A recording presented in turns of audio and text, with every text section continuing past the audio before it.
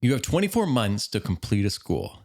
Yet somehow every deficiency, every closeout document, every hardware adjustment, every ceiling tile replacement, every commissioning issue, every landscape deficiency, all magically appears during the final 2 weeks before occupancy.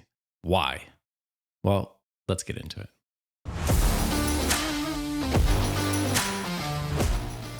Welcome to What the RFI. I'm Matt Brennan, and this is the podcast all about CA. So this week, this month has been extremely busy. Or should I just say it's been occupancy season. With schools, the reality is we like to get these schools open before September.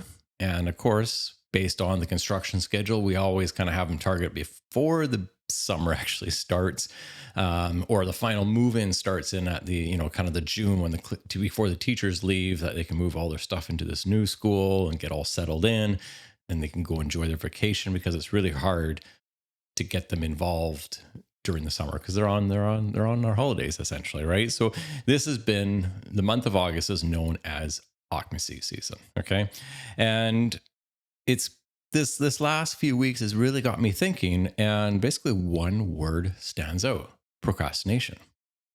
And we're going to dive into like how I'm seeing this here in this episode. And just being very clear, today's episode is not about pointing the fingers, including architects, consultants, even owners, sometimes even suppliers, right? But it's more how things over time, if you're not following up on items, you're not being proactive in a sense, they start to add up. And if we procrastinate them, they turn into bigger problems, and then they turn into really big problems when we come into the reality of occupancy and all the requirements that take place to that. Okay.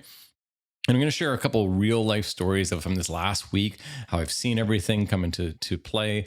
And, it perfectly illustrates how small delays, like I said, create this snowball effect. And this episode acts as a bit of a teaser to what I'm working on the side. Is basically we're trying to put together possibly a 2, maybe even 3-part project closeout. So many items go into this. We've got checklists that we follow for each job, and it's really important. And we'll touch on about it a little bit throughout this episode, but this is more, it's not a rant, but it's more, what can we do better to avoid the stress that comes from, procrastinating and getting items in. So let me just set the scene here. So like I said, I've got 2 schools that are in the process of closing out. And for school number 1, we're trying to basically gear up our S1001 testing. Well, what this is in the province of British Columbia, and I'm sure you've got this similar states, is the local AHJs mandate a professional go out and do a full life safety testing. Prior to this, we would normally, as architects, we would do this on our own and sign off on it. Well, there's been a change in the building code, been change in the local authorities where they mandate a specialized consultant to go out this and just double check and sign their piece of paper off. So it takes a lot of the responsibility of us, like still our responsibility, but it's taking a lot of the requirements off of us and putting it into this consultant's hand, and they're coordinating it, but we're coordinating it. Anyways, they do a fantastic job when out there. So, but before all this happens, there's a number of other items that need to take place. And, before life safety happens, before this 1001 testing happens, we need the door hardware to be acting properly, especially if it ties into the fire alarm integrated testing systems. Okay. It's really important to that.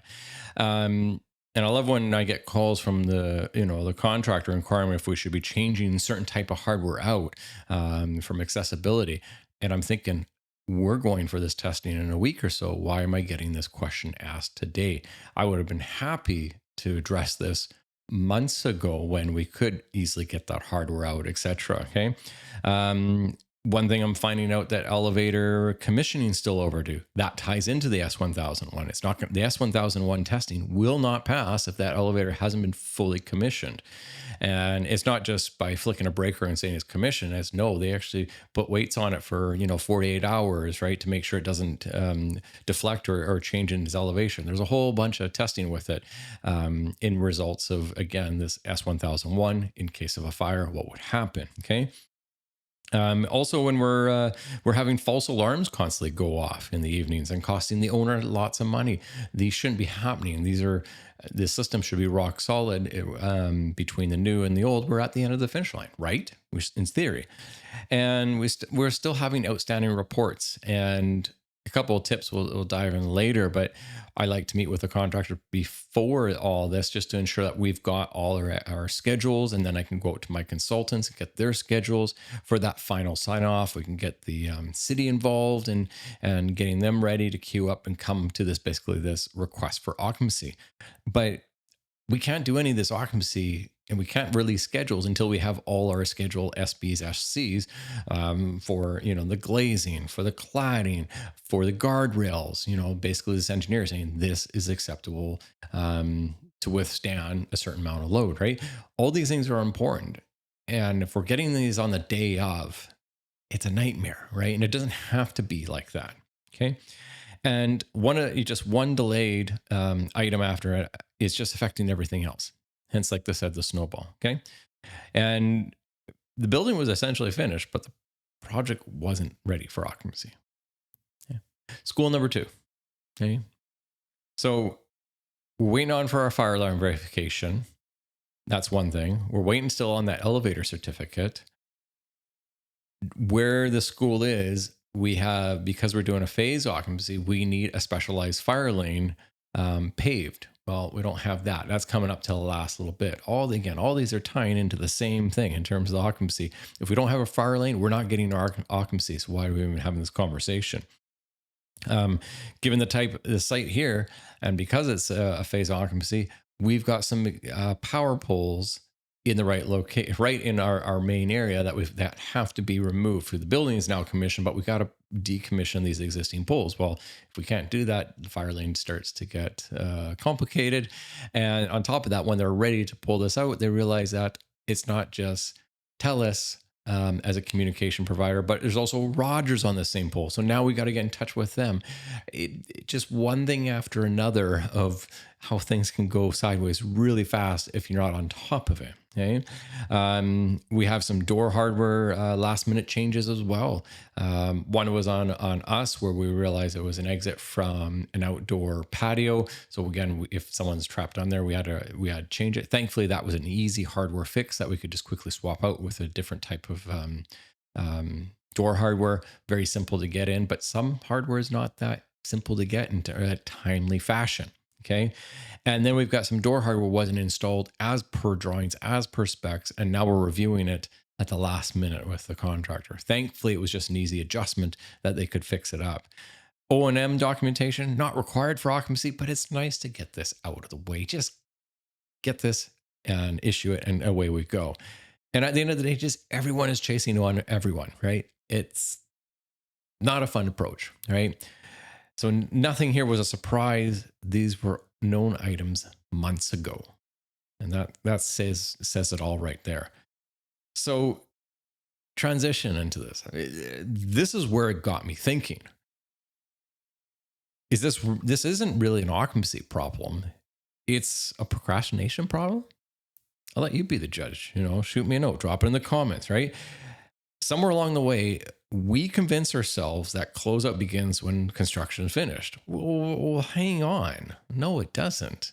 It kind of works tandem, side by side, and together at one. Closeout begins months before the occupancy. Okay? And here's 2 examples that we can relate to. We can laugh about, but we can apply it to these same scenarios. So example 1. We treat occupancy like New Year's Eve, right? We have the entire year to prepare, and somehow we're making the resolutions at 11:58. No, not important, but I like making my resolutions, and I do like to stick to them. But I like thinking about them as we kind of keep going back and reflecting. Example number 2. Construction procrastination is like waiting until your gas light comes on before you start looking for the gas station. Sure, you're probably going to make it to the gas station, but it could be a really stressful drive. I've ran out of gas once or twice in my life. It's never fun. One was just totally oblivious to it. And there was a time where I thought I wasn't going to make it. I certainly was clicking on my, checking on my odometer. I was checking at the local gas station, look at the kilometers and thinking it's going to be tight. And I'm sure we're going to be, driving on those fumes. It's not fun. If I just was, proactive before, checking on to these things, it'd be no issue. The timing to fill up the gas in a desperate scenario or not doesn't matter. It takes the same amount of time. So, but why didn't we apply it earlier? Would have made more sense. So, why do we even do this to ourselves? Right? It's not just on construction. It's not just on drawings. It's everything. One, we're human beings. We love procrastination for some reason. Okay, it's just human nature. Hey, why am I recording this show late Sunday afternoon here for you guys when I should have did it on Friday? But you know what? I decided to go camping and jump in the lake before doing this. Do I regret it? No, that just made more sense. But we just, yeah, we procrastinate. How many little projects inside your home that are still outstanding because you just can't finish them, right? Those little things. It's just procrastination. Okay. We always think we have more time. We really do. We totally underestimate it. I'm guilty of this. Oh yeah, that project will just take me, it'll take me 10 minutes. Oh no, that took me 2 hours, right? It depends on what it is. We just lose sight of focus of that. Okay. And small tasks, sometimes they just don't feel urgent, but then suddenly everything becomes urgent. And this is where we fall into the 90% trap. Okay. The 90% complete trap is everyone thinks we're done. Okay. But that last 10% is the hardest. It really is. Okay. Hundreds of little items. This just goes into the bigger picture. And like I was kind of alluding a minute ago about your own personal renovation projects, man, like getting in there, being excited, going to get the material, getting it home, starting to cut that crown molding, starting to pin it up, looking great. Hey, it's done. Wow, that looks fantastic. Oh, I got to dap the holes. I got to wood fill the corners here. Oh, no, now I got to sand. I got to paint it. That is the hardest part, I find. Sometimes it's been just that one little piece of trim that I got to put as the closure strip on the wood flooring that you spend hours. But that one piece is just taking the longest and the hardest time. And it's that 10% that can really kill you when it comes to the end of the project, right? So, needless to say, I've been there, been done that. I'm sure you've done it as well. So, going forward, there's a few things that I'm changing personally and kind of implementing with our firm and how we run out these closeouts is 4 months before occupancy. Now we kind of did this kind of a month or 2 months, and I thought 2 months was a ample amount of time. But I'm going to change it. We're going to move the goalpost here and go 4 months before occupancy. So if we want to go for occupancy on August 1st, backdate it 4 months, and that's when you should be having those serious conversations. That's when you should be issuing out your closeout checklist and not just saying, "Oh, here's our list, and we'll talk later." Again, it's not going to help us in any given moment. But put in the calendar, have monthly meetings about this and review it. Set a time, put in the calendar, get the right, typically you and the contractor in there and start going through that closeout list. And again, teaser alert, we're going to talk about this in the coming episode as well and how we do it. Okay. And hold the contractor accountable to the dates. Hold yourself accountable to dates. If there's anything that you need, you got to be on top of it. If there's something that the consultant needs that they're relying on, again, moving those telephone poles or those power poles, is there something that they need to do? Make an accountability chart to who needs to do what and pretend occupancy is going in a month, yet you've got 3 extra months to spare with this. There's a lot of power of kind of changing that and change that perspective on this. And at the end of the day, don't allow procrastination to happen in this given moment. Okay. And like I said, bring your consultants early into this discussion point as needed, right? Their schedules aren't needed right at the beginning, but we should be getting these closeout certification documents. We should be getting these scheduled SBs, SCs, making sure that everyone's happy with them. Hey, the engineer saying this guardrail, they didn't sign off on this. Structural engineer's not happy. Great time to get in and have those conversations early. So because it's an easy fix. If they take 3-4 days to respond, who cares? Because you still got 4 months to work with here versus I'm trying to go for occupancy tomorrow. Oh, by the way, someone's going on holidays. It's never a good time. Okay. So just keep it like that. We don't want to have any surprises with this. And closeout doesn't start when the consultants and closeout starts with, months before the occupancy, right? So, or when construction ends, like we kind of already said. Okay. And this brings me up to the next topic of long lead items, right? The long lead items are such as like your fire rated glass. Too many times I've seen this show up the day of occupancy and they've quickly installed that fire rate glass before the local AHJ authority comes on there and reviews it. Because we won't let the occupancy slide without having that fire rated glass. Sometimes it ties into an alternate solution or anything like that. So these are, just a couple of long items. No, door hardware, as we kind of already talked about. Typically, you can't just get this overnight. Right? We've got a special door in one of the schools that is a fire rated frame, and it's been ordered for months, and it's just been stuck in shipping. Thankfully, it actually just arrived last week. Fantastic, but this is stuff that you can't just go down to Rona, Home Depot, and pick up that individual item. It's not going to happen, right? It's very specialized. Controls, commissioning, owner and facility staff training. Again, we're in summer. Everyone's on holidays. You're trying to schedule that date to work. You're certainly not going to do it in September when the school's open and when everyone's frantically for those first days.